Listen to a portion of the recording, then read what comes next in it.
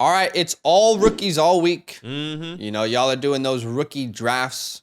7 We're days thinking a week, about baby. where we should draft them in startups. But what about the people who probably won't get drafted?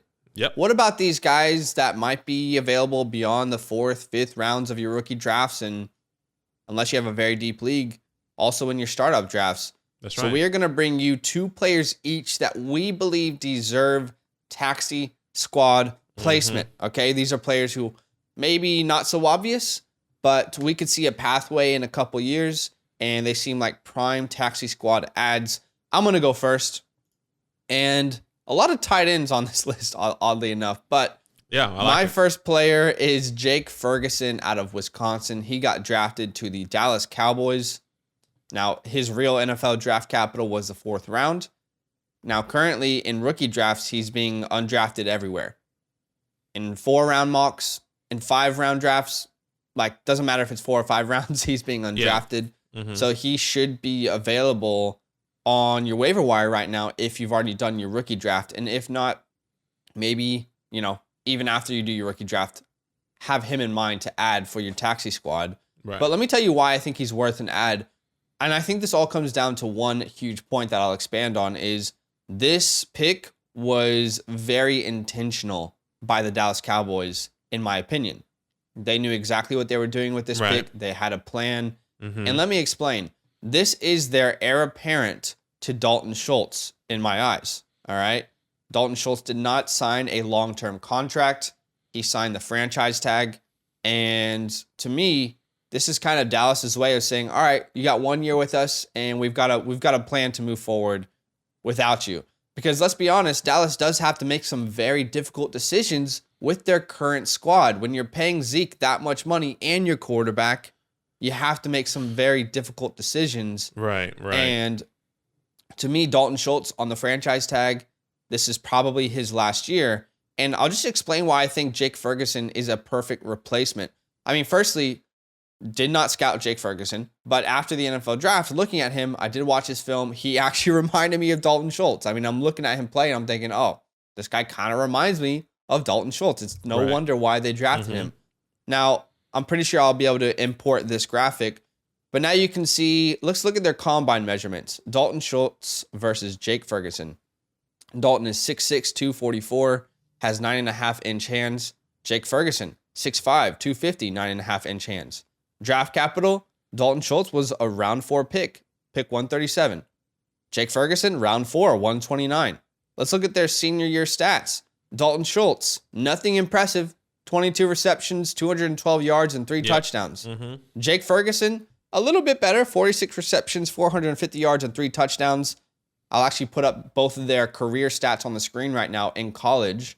So you'll see Dalton and Jake. And you can see the main reason I'm bringing these stats up is because it's not as if either of these guys were huge production monsters in college. None of them had over 1,000-yard seasons or 90 receptions or, you know, a 10 touchdown year. That just didn't happen. But what they did do is they were reliable, durable, and consistent.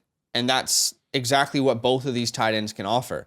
So, you know, both underutilized as weapons in college, but similar to how we've seen Dalton Schultz kind of, I guess, develop into a really reliable pass catcher, I believe that we will see the same thing for Jake Ferguson in the next couple of years in this Dallas offense.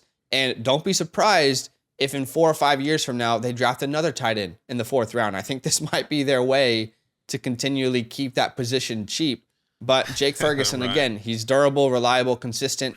I think he's above average as a pass catcher, especially at the catch point. He's very good at the catch point. And he's above average route runner. For his size, good 40 time, good route runner. And does that remind you of anyone? Dalton Schultz. So for me, it feels like Dalton Schultz is on a 1-year deal, and they probably wouldn't want to pay him. Now, of course, if the market gets cheap and they can re-sign him really easily, then they'll keep 2 of these guys. But as far as taxi squad players, I'm thinking, all right, who has enough talent and there's a pathway for me to potentially see value later on. So Jake Ferguson comes to mind instantly. How about you? Who's your first one? My first guy, my beloved New York Football Giants, a guy that I didn't even look at all, is Daniel Bellinger What his current rookie ADP usually in drafts. I've seen him going probably one of the last picks in the fourth round, or usually undrafted. He was a fourth round draft pick, 112th pick in the real NFL draft. And I kind of did the same thing that you did, kind of broke it down and kind of saw what was happening with Daniel Bellinger and another guy that I think he is very, very similar to, and that's Dawson Knox. Let's remember that the New York Football Giants are, everyone from the Buffalo Bills are coming to the Giants, essentially. Okay, the mindset of how they recruit and how they scout and how they bring in people to develop with Joe Shane and Brian Dable. This is what they're doing at the New York Giants now. Okay, so don't be surprised when you can kind of see these guys develop a little bit more. So combine measurements for Dawson Knox, he's 6'4", 250 pounds, and then Daniel Bellinger 6'5", 253 pounds. Draft capital, Dawson Knox was a little bit higher in the third round with a 96 pick, and then Daniel Bellinger was fourth round, 112 picks, so not that far off. And then senior stats, kind of the same thing. Both of these guys did not impress in their senior stats and their college career stats at all. 15 receptions, 284 yards for Dawson Knox, and then 357 yards and 2 touchdowns for Daniel Bellinger. Both of these guys, when you were watching them coming into the NFL, especially Dawson Knox, he, like I said, didn't have a crazy college career, but he was a run blocker. And that's what they are doing here with Daniel Bellinger. They're bringing him in. They're going to develop him as a run blocker first, and then you develop him into a better player, just like they did with Dawson Knox. How long did it take Dawson Knox to really break out? Took his third year. This past year was his first time we saw him break out. Obviously, that was a lot of help with Josh Allen, et cetera, et cetera. But I do believe these guys are very similar trajectory, and they're both really good athletes, especially Daniel Bellinger. Once again, great, strong run blocker, and he's going to continue to improve as the season comes and as the years come as well. He ran the fourth fastest 40th amongst tight ends. Once again, that's not crazy. But at the same time, 4.63 amongst tight ends, fourth fastest amongst all these guys. I think that's pretty impressive. Don't be surprised if you see him. This is why this is taxi, and not next year, but maybe the year after. Saying, Question know what? For you. Sorry, did you guys sign anyone after you let Evan Ingram go? Yes. So that's why I was going to finish off. Because I don't know the answer to that. So it's actually Ricky Seals-Jones on a 1-year deal, and then Jordan Akins on a 1-year deal. I do believe maybe one of these guys will probably get cut, and then Daniel Bellinger can kind of take the tight end 2, quote unquote, position, and then move on from there. I think this is a guy that everyone should keep their eye out on, especially since this is a young team and they're growing now. With this whole new regime. Yeah, and even if he enters the year as a tight end 3, it's still worth a taxi squad. Still, like, some of these tight ends, it can be a game at the end of the year. It can literally be one game at the end of the year, and you're like, oh, it was worth a taxi. So, all right, my next player is Justin Ross. Right. Current rookie ADP. Before he was picked up by the Chiefs as an undrafted free agent, he wasn't being drafted in 4-round rookie mocks. Now it's pretty hit or miss. Typically, still going undrafted because he didn't get that draft capital. Some people are taking them with their last pick in the 4th round. And I imagine in 5-round rookie drafts, he probably goes in the 5th round. But this is a player that probably is available in a high percentage of your leagues. Like I said, he was undrafted, which surprised a lot of people. I mean, there are a lot of wide receivers that were drafted ahead of Justin Ross that I don't think have anywhere near the talent. I understand the injury. So let's talk about the reason that he didn't get drafted. There's a little bit of context there. Ross was diagnosed with a rare spinal disorder, had a surgery and sat out the 2020 season, and then last year dealt with a foot injury while trying to get some good production. Then, of course, the Chiefs, as an undrafted free agent, signed him. All he needs is a shot. Yeah. Let me tell you why he's worth a taxi squad spot. And it's really all about raw talent for me when I look at a guy like Justin Ross. Situation is not ideal. Is there really solidified receivers there over in Kansas City? I think so, to be honest. So it's not an ideal situation, but at the same time, someone who's going to come into camp, and if he can develop a connection, if he can prove himself, then there's no reason why the Chiefs wouldn't give him an opportunity let's talk about the talent. 4-star recruit out of high school, goes to Clemson. Ideal size, 6'4", 205. Before the spinal injury or the disorder or whatever, he was a do-it-all X wide receiver, and he could. And you could see that on film, okay? As a freshman, by the way, led Clemson in receiving yards in 2018 as a freshman while going on to win a national championship with Trevor Lawrence. By the way, like I said, led the team in receiving yards. Guess who else was there? T. Higgins, Hunter Renfrow. Right. All right. Justin, as a freshman, led the team in receiving yards while averaging 21.7 yards per catch, which was definitely the highest in the country, one of the highest in the country. Great production in 2019. Then the health issues started to creep up on him, and it was not something that he could really overcome in 2020 and 2021. But as far as attributes, like I said, has that big body at 6'4", 200 pounds, consistently is able to make catches in traffic, expansive route tree, good IQ, crisp on his routes, underrated in the yak game, in my opinion. I think he's an underrated yak wide receiver. Okay. And let me give you a name. I think he could develop into a Corey Davis in the NFL. I think that is potentially, and not Jets Corey Davis, think last year Titans Corey Davis, someone who played a good role, who can get 60 to 70 receptions a year, maybe 5 to 6 touchdowns. That's the kind of player that I think Justin Ross can develop into. And is that a top 12 finish? No, but it's a talented wide receiver. And if things click, you never know what the future could hold. And by the way, on my taxi squads, I kind of do like to play a little bit with my heart and say, I love this player. I want to see him succeed. I believe the talent is there. I want to bet against the odds. And this kid has been betting against the odds for years now. I mean, doctors told him, you're never going to play football again. Yeah. He said, I will play football again.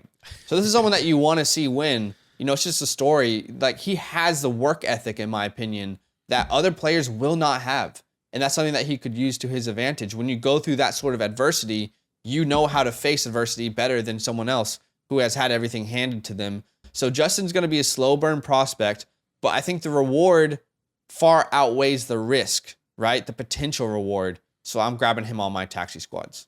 Okay. I like Justin Ross. Actually, I was always hesitant on Justin Ross. I always had a feeling that he wouldn't get drafted because of that injury. And it sucks that happened because I do believe he's talented. It's just that injury really, really scares me. I guess clearly just how they scare the NFL. Yeah. Let's stay in New York with my other pick. Let's go just across the hall with Jeremy Rucker, another tight end. Look, really, this one's very a long haul play, but I think this is definitely worth it, especially when you're looking for prospects and taxi squad. At least for me, I like to look at tight ends. That's why I'm bringing you 2 tight ends, because you never know what's going to happen, okay? His current ADP is going at the end of the 4th or undrafted. I took him towards the middle of the 4th this past couple weeks. This last mock draft we did, draft capital, it's pretty high, 3rd round, 101st pick in the NFL draft. I think that's pretty high for a rookie.